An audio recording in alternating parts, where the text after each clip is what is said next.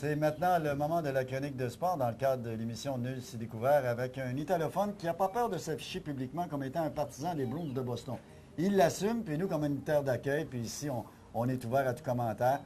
On l'a pris dans notre équipe. Non, mais c'est un bon ami. Gino Mocci. Salut, Gino. Ça va, Michel? Ça va très bien, Gino. Et je vois que tu portes encore fièrement ta casquette. Tu as le droit parce que tu as gagné la Coupe Stanley, ton équipe. Ben oui, justement. Puis j'en profite. Ben oui, fais-toi traite.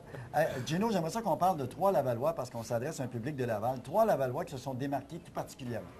Oui, je commencerai avec Jonathan Jones, un Lavallois de 6 pieds 5, 205 livres, qui a été repêché par les Giants de San Francisco. Au baseball. Il joue au 3e but, puis il va être au camp d'entraînement la semaine... au cours des prochaines semaines. Exactement. Puis il a été à un camp de recrues au mois d'août et il a fait un malheur contre les lanceurs. Dès sa première apparition au bâton, il a frappé un coup de circuit de 400 pieds. Il a aussi frappé 4-5 coups sûrs, un autre 4-5 buts sur balle, tout ça dans une vingtaine de rencontres. Et écoute, ils disent qu'il y a des bonnes chances de commencer dès l'année prochaine. Avec le grand club. Peut-être pas le grand club, mais au 3A. Dans le club école. Oui, absolument. Puis les autres, Lavallois, c'est dans le hockey. OK. Philippe Dupuis, c'est un jeune homme de 26 ans que ça a l'air qu'il a percé l'aliment des Leafs de Toronto cette année. Il joue avec Kobe Armstrong puis David Steckel. Et puis, on lui souhaite bonne chance parce qu'à 26 ans, il a fait beaucoup de millages et il a roulé sa bosse. En fait, il est arrivé un moment pour lui, là, c'est le temps d'exploser finalement. Et puis, écoutez, de la façon que ça a commencé, en jouant avec Kobe Armstrong, il y a des bonnes chances qu'il va continuer. En tout cas, on lui souhaite bonne chance. Et il y en a un autre aussi, Lavallois. C'est ce troisième Lavallois.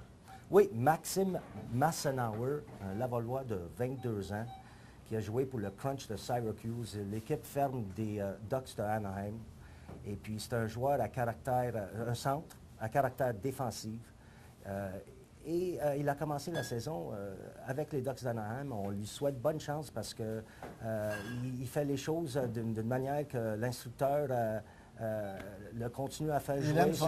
Il aime son éthique de travail. Il y a toute une éthique de travail. C'est drôle justement. parce que les trois gars que vous m'avez parlé, on en a entendu parler très peu, mais je sais que le dernier que tu m'as mentionné, oui. Notre ami Alain Huppé, qui travaille sur l'émission, qui travaille à Vox, à TVRL, a eu l'opportunité d'être son entraîneur-chef. Mais c'est la première fois que j'entends parler de ces trois joueurs-là. Pourtant, je lis les hebdos, les quotidiens et tout ça. Dupuis, j'en ai entendu parler avec les Leafs de Toronto, mais les deux autres, je n'en avais pas entendu Dupuis parler. qui a joué avec l'Avalanche du Colorado l'année passée. Okay. C'est parce que, c'est sûr, moi aussi, j'ai vu qu'ils sont dans les hebdomadaires de Laval, mais c'est tout un honneur pareil, parce que cette année, ils ont percé l'aliment, puis on les souhaite bonne chance. C'est tellement difficile, comme on sait. Surtout dans le baseball majeur. Le baseball majeur, entre autres, notamment, c'est quelque chose d'atteindre les ligues majeures. Maintenant, rapidement, Gino, parce que le temps nous presse, tu veux nous parler de l'Armada? L'Armada qui va quand même assez bien pour une nouvelle équipe. Ils sont toujours proches de la fiche de 500. Et puis, ils ont une défensive qui appuie beaucoup l'attaque.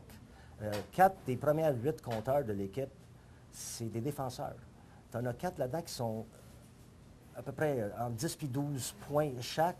Et puis, il y a un nouveau qui Kolesnikov. Le nouveau russe. Nikita Kolesnikov. Il y en a 2 Russes maintenant. Ça, c'est un mur de 6 pieds 5.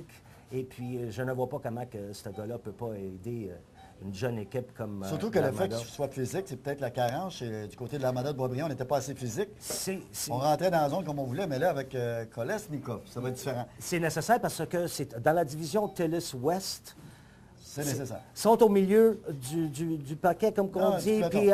Puis, entre la première et la 5e équipe, il y a toujours 3-4 points de différence. Fait que c'est très serré. Rapidement, en terminant, parce que le temps nous presse, la Ligue canadienne de football. Tu veux me parler d'Anthony Encore une fois, oui, ça fait des semaines qu'on en parle. Le record qui a brisé, au-dessus de 72 000 verges passées par les airs. Puis, je voudrais le rementionner parce que quand Dan Marino puis Chris Bergman de la Ligue nationale de football et le Monday Night Football prend le temps puis d'envoyer un message à Anthony Calvillo.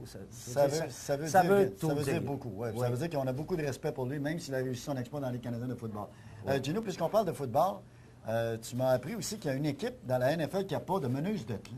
Malheureusement, je ne sais pas pourquoi, mais les Giants de New York, ils n'ont pas de cheerleaders. Hey, on va leur envoyer un courriel. Je ne comprends pas celle-là. Gino, on aura l'occasion de s'en parler. Malheureusement, c'est tout le temps qu'on a. Merci.